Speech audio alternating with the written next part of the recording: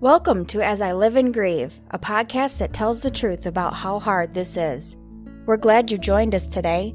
We know how hard it is to lose someone you love and how well-intentioned friends and family try so hard to comfort us. We created this podcast to provide you with comfort, knowledge, and support. We are grief advocates, not professionals, not licensed therapists. We are you. Hi, everyone. Thanks for joining me today. Oh, my 3 weeks off. It was great. I saw my younger daughter, who I normally only see once a year, and we had lots of great conversations. But you know what? I'm ready to come back, and I've got some really great guests for today. You're going to love today's episode. With me today are Tom and Ellen. And other than just saying with me today are Tom and Ellen, I'm going to let them tell you a little bit about themselves. Hi, guys, and thanks for joining me. Hi. Thanks for having us. Absolutely. Okay, the mic is yours. Would you tell our listeners a little bit about yourselves? I was usually making my living by being a writer and later a math sort of fellow. Well, those days of working are over for me. I'm retired. So now it's 24/7 writing all the time. That's my whole thing. Yeah, and I will say, so Tom wrote the book that we're going to talk about today, and I illustrated it. I am not formally an illustrator, but I would describe myself as a very artistic person. So I read the book and I just said, I have to illustrate this. And we discussed it and we were like, okay, give it a shot. So we're thrilled to be here to discuss this book with you, Kathy. Oh, I'm tickled to have you with me today. I read your book and I'm going to comment more on it as we chat along.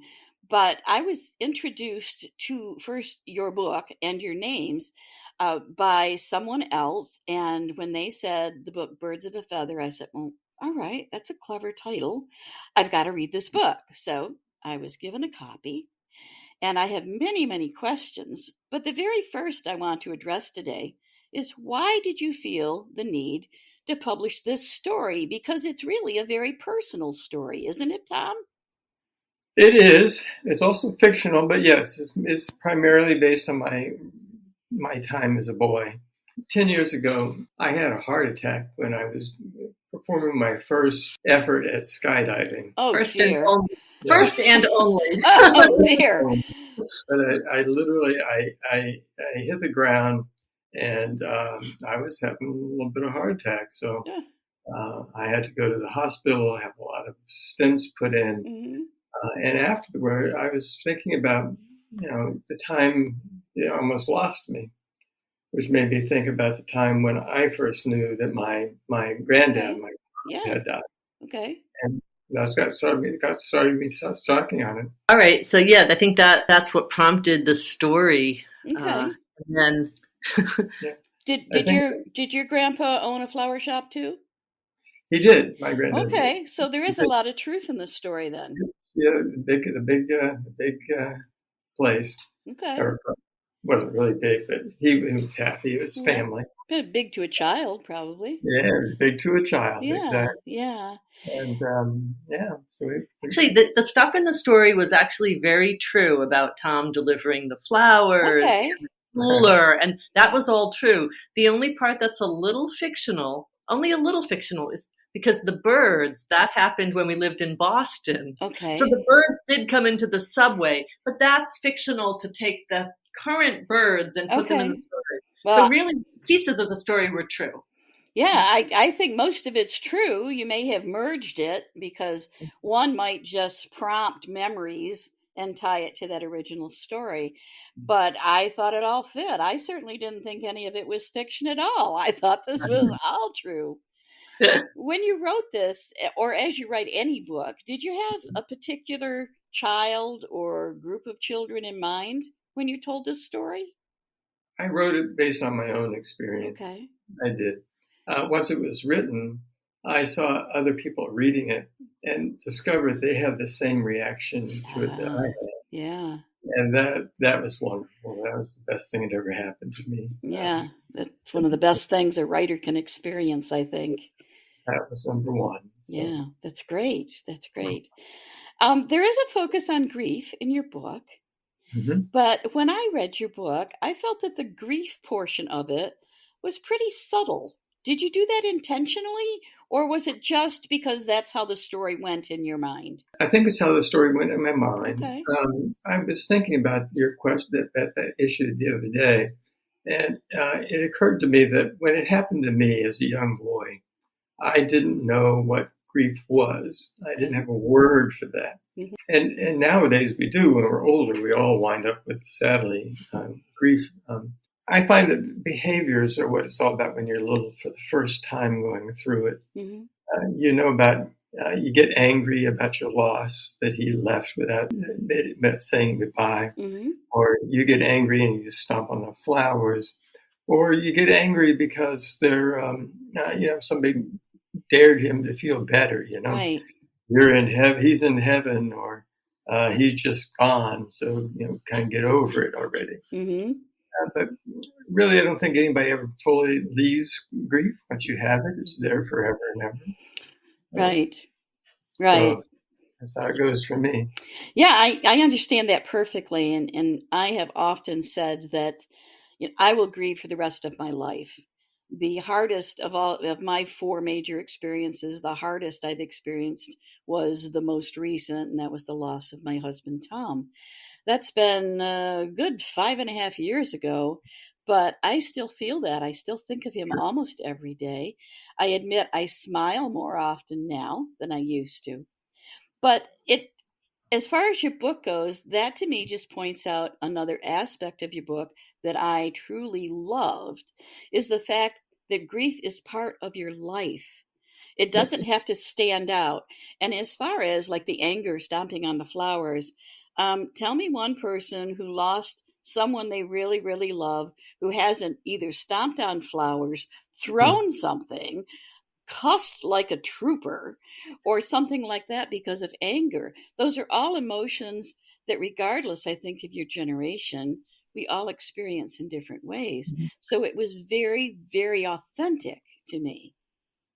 Kathy, I'll jump in just for one Sure. second. You asked about the story being about grief or not, and I think that the story is really about life. Like, I think that's when Tom wrote it. He wanted it to be like almost like a tiny little novel for children. Mm-hmm. Yeah, so the boy's going along. And he has a loss. It's a loss and recovery, but it's really about life, and life includes loss, unfortunately, but it also includes recovery. Mm-hmm. I think loosely can fall into a grief category, but I would say loosely. I agree with that completely, Ellen. I would like to not pigeonhole your book as a book about grief for children because there are so many aspects about the book. Tom, you mentioned before that as a child you didn't know what grief was. Again, I've experienced 4 major losses in my life, but I honestly believe that until I lost Tom, I didn't know what grief was because the other 3 times they were all losses as an adult, and I pretty much took my 3 days bereavement and then boom, right back to work. So I didn't have time to process my grief, and really, in truth and in full exposure, I guess, I don't feel I ever started grieving the loss of my father, my infant son, or my mother until more recently when I started doing the podcast and started to speak to people and would mention these losses. It hit me how much more they were striking me. And I took the time one afternoon to thought, all right, what's a synonym for grief other than loss? That was the only one I could think of. And I'm a writer. I have a thesaurus. I have Roget's thesaurus. That's all corners bent, dog-eared, and everything. And I looked it up. Roget didn't really have synonyms for grief either. So I think we're all in good company. Grief is very, very hard to explain and describe. Yeah. And all of those emotions have to be part of the definition. And another aspect of it as well is that it requires the person who is grieving the loss to think about what death is. Mm-hmm.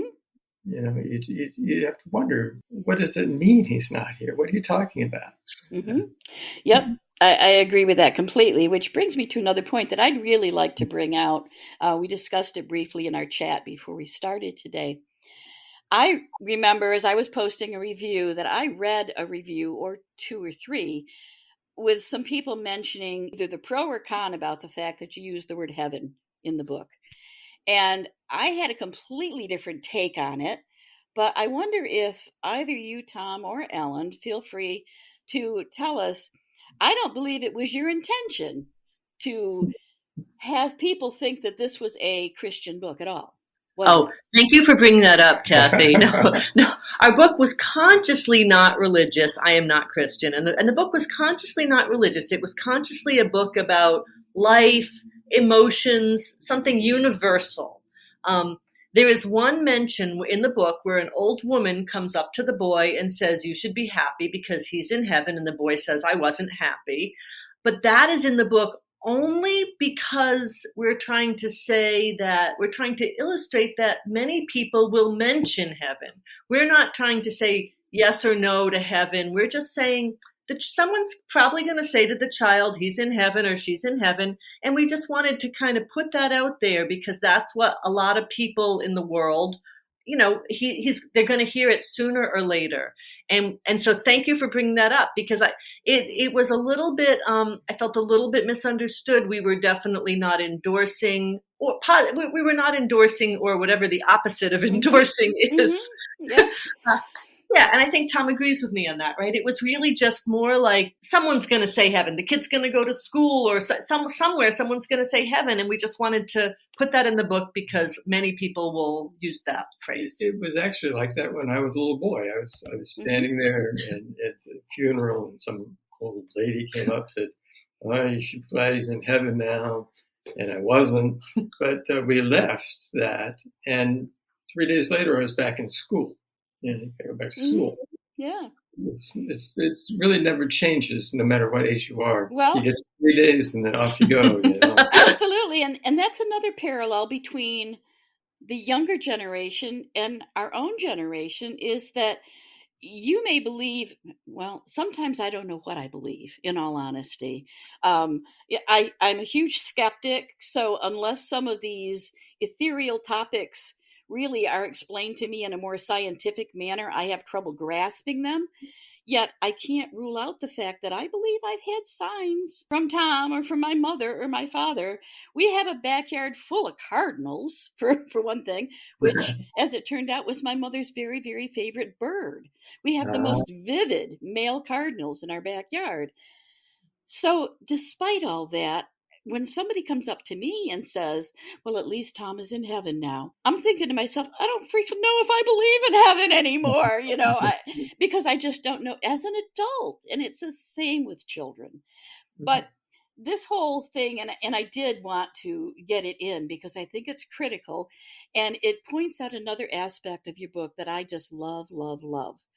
There are so many opportunities in this book to help a parent initiate a conversation with their child, whether it's about the death aspect, whether it's about anger, whether it's about somebody from 2 generations older than you mentioning something that you have no idea what they're talking about.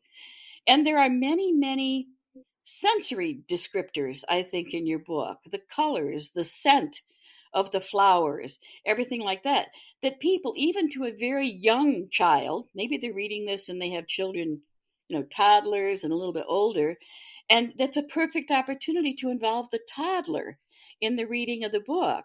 You remember what this flowers smell like. What's your favorite flower to smell? There are just so many opportunities for discussion. And to me, that's one of the huge factors that's missing for the lives of a lot of children nowadays. They don't have those discussions, those interactions, those, if you will, impromptu moments with their parents. Because often as parents, we just want to get the kids in bed, asleep, so that we can relax a few minutes ourselves from all the stresses of our day, that we don't take the time to have those discussions. So thank you for that in your book. Kathy, I'm going to make a quick comment about that. And Tom may want to add to that as well, because it was interesting you say that, and I think Tom can speak to the descriptions of the sensory issues. But when I was illustrating, I had a thought. I have a little bit of a background in psychoanalysis. I studied it a little bit. Anyway, but my thought was this, is that when you're in a very stressful situation, sometimes you remember a detail. Mm-hmm. This has happened to me, like the flower, or I remember the book, whatever it was. I remember this piece was playing music, or I remember the scent of something. And scents are very, very linked closely to memories. But the book is illustrated, and with this in mind, you may have noticed, and some people may have noticed, that I don't illustrate the boy and his grandfather, partly to make the book universal, but partly because I feel like I wanted it to be more from the boy's perspective. He noticed the flowers around the casket, or he noticed the church or the people singing, whatever it was. He noticed the way the bird was looking at him. Right. So that I just wanted to, it's kind of in the same vein as what you just described in a sense. These sort of details that you remember. And I think Tom, remembering the details about the flowers, I don't know if, Tom, you want to comment, have anything more to say about the sensory aspect of the story? Not really, no. I think she summed it right. Okay. Yeah, Ellen, you put it into words that I probably was struggling with myself, that I could feel like I was seeing all of this, experiencing all of this through the eyes of a young boy. It didn't consciously occur to me that I had no image of the young boy's face, but that's probably because I was his face. Yes, the idea is to get into the story. Absolutely. Exactly, Yeah. and then the illustrations were specifically designed to not overpower the story. We weren't trying to win an art award. They were designed to sort of, so that you follow the story and they just kind of enhance the story, right? And make you feel like you're in it. And the other thing about the illustration is the illustrations were consciously, I'm going to say, childlike, not childish, childlike, right. But they consciously, the idea of maybe like a talented child, or maybe what a child tries to draw. Yeah. But again, through the eyes of the child, if the child was trying to draw the bird, maybe that's kind of how it would look. Right. So yeah.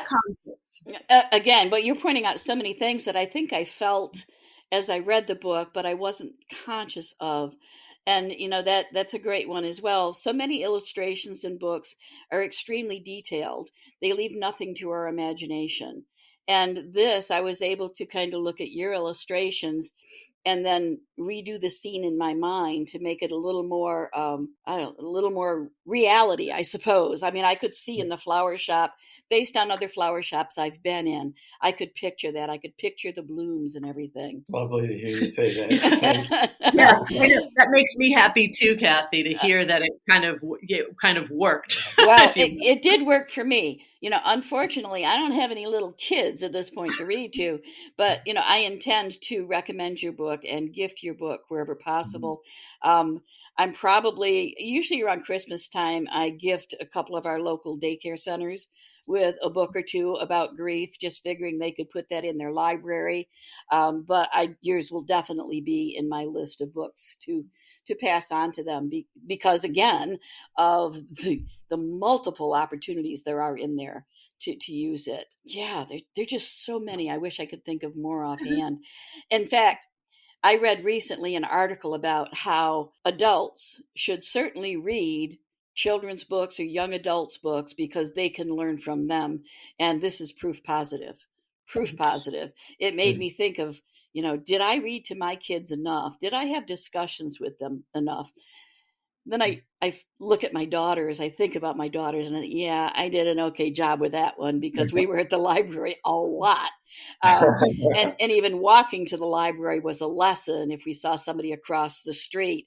Okay, look at that person for 2 minutes and then turn your head and I'm going to ask you questions about what you saw, because we were just kind of coming into this society where you couldn't really trust other people. And I wanted them to be able to give a description of what they saw. I wanted them to notice things. So, Kathy, maybe this is a good point for me to just say a couple words about the book's availability. Sure. So the book is in many libraries all around the U.S. It's in most library systems. I believe it's in 48 out of 50 states. Wow. And one state it's not in is Hawaii, which is sort of far flung. So, so in other words, we're not just pushing people to buy the book. Just check the book out of the library. Plenty of copies available. There's some in Canada as well. And there's a few in Australia. You mentioned having an international yes. base. So Canada and Australia is what we can offer internationally. And not for nothing, but it is available on Amazon. Oh, everything is available on Amazon, isn't it? Right. I didn't want to downplay that. Yeah. That was not my intention. No, that's fine. I just wanted to say that, it's not like, we're happy if people want to buy the book. We're thrilled, but it's also great if you just want to check it out of the library and read it. Yeah. So I just wanted to mention that. Yeah, you two are probably in the top 1, 2, 3 of authors that I have ever heard say, don't feel you have to buy my book. So I love you guys for that. I love you guys for that. Yeah, that's how we feel, and we've also given some copies away to grief centers and places like that. Yeah. So, and if anyone's listening and is at a grief center and really wants a copy, we'll just tell us. We'll send you a copy. Okay. So, yeah. So, all right. Just want to say the important thing is to have the book out there and have people reading it, and have kids feeling some comfort, having some discussions, and also to what you said about adults. A number of reviewers, this was something that I really liked, said, just commented on really like it's for all ages. Absolutely. Or just really enjoying it. And sometimes I pick up a kid's book and I feel like a good children's book is not childish. It's more simple, but it's profound. Right. So a good children's book is going to be simple but profound, and so anyone could read it. It's also nice. You don't have to make a big investment. If you have 10 minutes, you can read a book. Well, and it's broken into chapters, which is kind of unusual for a book for the age group that I think.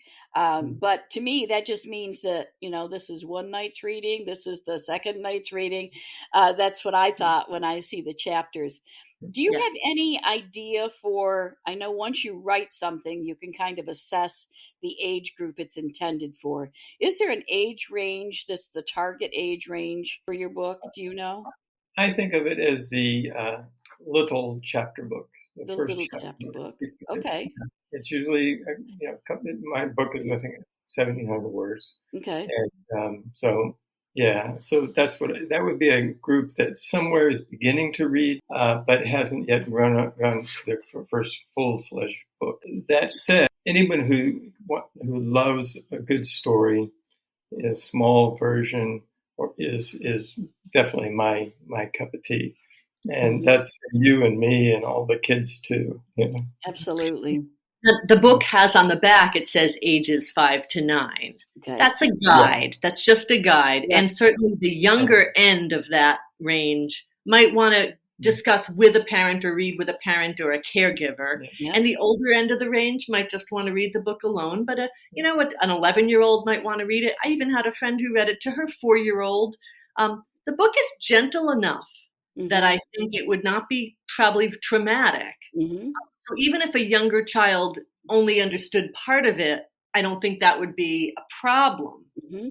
Absolutely. It's a great story, whether you start to dive into the topics or not. It's a great story. And I even see it actually as a book that big brother or sister can read to younger brother or sister. Mm-hmm. Nice. That's nice. I really do. So, that's an opportunity as well. And again, with the chapters, maybe mom can read a chapter one night and the older child can read a chapter the next night or something. Yeah. I want people to fully understand that this book is more than just it seems on the surface, that it is a great opportunity for so many discussions with your children. And it's all in a little chapter book. I like that expression, Tom. Our time is winding down for the day. So this is the point where I usually turn the microphone over to my guests and have you mention to people what else you're working on. I personally would love to know what some of your other writings are, Tom. So I'm turning it over to you, and I will try to keep my mouth shut and not ask any questions until you're done. Go ahead. Well, I have one book that I wrote for middle-aged kids that is a story about a Pop again is here in his small Kansas, Texas town. And a little boy comes to visit him for a period of weeks during the summertime in 1960, which is beyond all comprehension. Absolutely. But the idea is that this white boy goes to visit Pop in Kansas, in Texas, at a time when the town is involved in massive racial segregation. Okay. And so it tells that story. It's not in print, so if you know anybody, it's a great book, and we're going to keep getting it out there. For myself, I'm about to put my last pages on my book for grown-ups. It's called Hangman. It's not for kids. And I don't know if you want me, I wouldn't mind reading a page from my book if I get a chance. I'd love it. Yeah? I'd love it. Yeah, that's a great idea, Tom. You know, part of the grieving process is to try to understand what death is. Mhm. You know? I mean, I don't think we ever quite lose it. You know, when you lose somebody, you're always saying, "What does it mean he's not here?" Right. Repeat the title of the book for everybody before you read from it, please. Maybe he can be in heaven or not. I don't know, but he's definitely not here anymore. Oh, this is Birds of a Feather. It's page 8. He's gone. The boy has gone to see his grandfather, and he's looking into the coffin at him. And he says, "But when I looked inside the box, it wasn't Pop in there. I knew it wasn't him because he didn't smile at me once, even though I looked and looked and waited and waited. I didn't want to lie on his big stomach. At home, we used to have an old television, and I watched lots of shows on it. That was fun until one day it stopped working. Then it wasn't a television anymore. It was just a broken thing full of stuff that didn't work. Inside the long box with all the flowers around it was kind of like that." That's page 8. That's the perfect section to read. Thank you. Yeah. Now, you mentioned a book that's not available. It's not out and published. Yeah. Are you intending to publish it? I'm certainly trying. Okay. All right. What's going to be the title of that book? Way Back Then. Way Back Then. At least that's what I like anyway. We'll see how it actually turns out. Well, I'm going to make 2 very quick comments. Not really absolutely. about No, go not right about ahead. my career as an illustrator, because that's not really the case. So 2 You things. don't even have to be brief. Just go ahead. Oh, okay. Okay, well, one comment is that, so our book, you may have noticed, is someone called it old-fashioned, and I liked that. Mhm. It's not trendy. It's already old. It's not going to go out of style because it's already old-fashioned. And so I just wanted to mention that. That was, again, by design. It was nostalgic, a little old-timey. I don't want to say old-fashioned. I'd say old-timey. Mhm. So, yeah, you can see it, and you can even hear that even in the language. So I think the idea is, well, it can't get old. It's already old. Very And then good. what was my other? Oh gosh, see, I'm having that thing where I have a thought and then Welcome to my club. I know. Seriously. Let me make a comment about your comment first. Sure, I love the sure. nostalgia, and that was another aspect of the book that I didn't really pick up on, but I felt it because I'm old myself. So I could kind of remember back to some of that.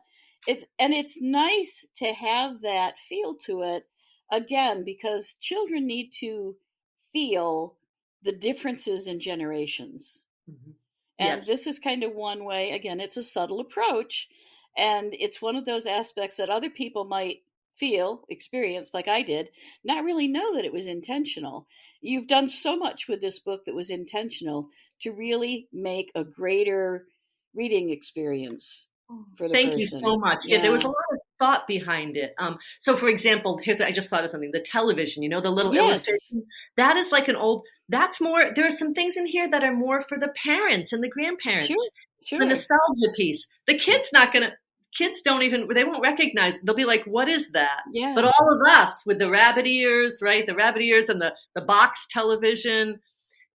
So there's a few things in there that are definitely more for the parents. Even just some of the style of the illustrations, more for the parents. And point made, just one more jumping off point for a discussion for a grandparent who may be reading to say, I used to have a TV like that, and prompt all these other questions. Yeah. And then one other little thing I did in the illustrations, it was just kind of, again, just a little thing I thought of. You may have noticed that the illustrations sometimes have words in them, like map. This is more for the kids so they can spot it. Right. Town, or I made a little subway map, or it says station. Yeah, so that was really for the kids. And it's like kind of a theme. If you notice throughout the book, there's little words kind of hidden, not hidden, but just planted within the illustrations, all kind of to tie it together. Well, I think you two need to continue writing books in this age group for children. And Tom, you continue writing. Ellen, you help and you illustrate, because I think this could be just one book of a series. I really do. I really do. Whether you bring loss as an aspect into each book or not, I mean, he could be going to school and maybe a friend of his gets ill, or maybe he loses a teacher, something like that. I just think this character, maybe it's you, Tom, we'll let the readers figure that out. But I think that there are so many aspects to this book that I want to say to readers, to listeners, please don't pigeonhole this book as a book about grief. It is so, so much more.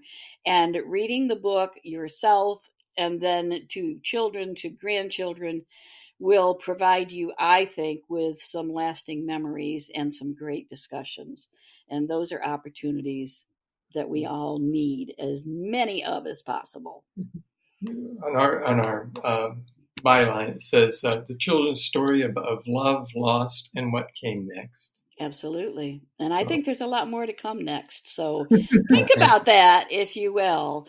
I will. Sadly, now it's time for me to sign off completely and tell our listeners that I really appreciate you tuning in again.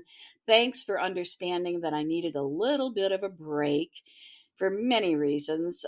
Did go on a very short cruise to Mexico and took more naps than ever have done before on the pool deck of the ship. And they were just wonderful, wonderful naps. So now I'm back ready to go. Well, Kathy, it has been so lovely talking with you. We really appreciate it. I feel the same. I love it. This is a great episode, and it's the perfect one to come back with. So thank you, Tom. Thank you, Ellen. Thank you, listeners. Thank you. Thank you, everyone. Take care of yourselves as we all continue. Bye, everyone. Bye-bye. Thank you so much for listening with us today. Do you have a topic that you'd like us to cover, or do you have a question from one of our episodes? Please email us at info@asiliveandgrieve.com and let us know. We hope you will find a moment to leave a review, send an email, and share with others. Join us next time as we continue to live and grieve together.